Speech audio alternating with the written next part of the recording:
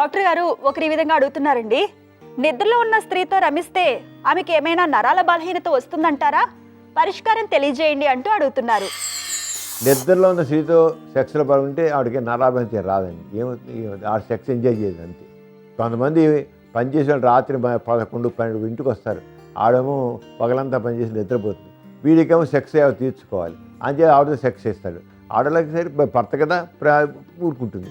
ఆ నిద్ర సగం నిద్రలోనూ సగం నీటిలోనూ జస్ట్ వాడు చేసుకొని ఇష్టం అంతే. సెక్స్ ఏముంటుంది చేసుకుంటూ ఉంటాడు అంతే. ఏమవుతాడికి నరాభంతి రాదు, నథింగ్ లేకపోతే. కానీ సంభోగం అనేది సమభాగం ఉండాలి. సమభోగం ఇద్దరు కలిసి చేయాలి, అప్పుడే సమభోగం అవుతుంది. అంటే సమభాగస్వయం కావాలి.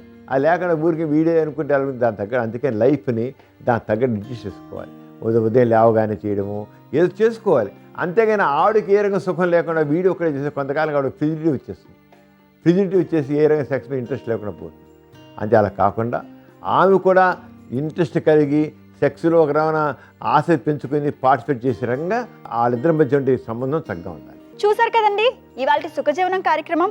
మీకు కూడా లైంగిక సమస్యలు కానీ సంతానలేమి సమస్యలు ఏమైనా ఉంటే మీ సమస్యలను వాట్సాప్ ద్వారా పంపొచ్చు. 8008532087 అనే నెంబర్కి వాట్సాప్ చేయండి.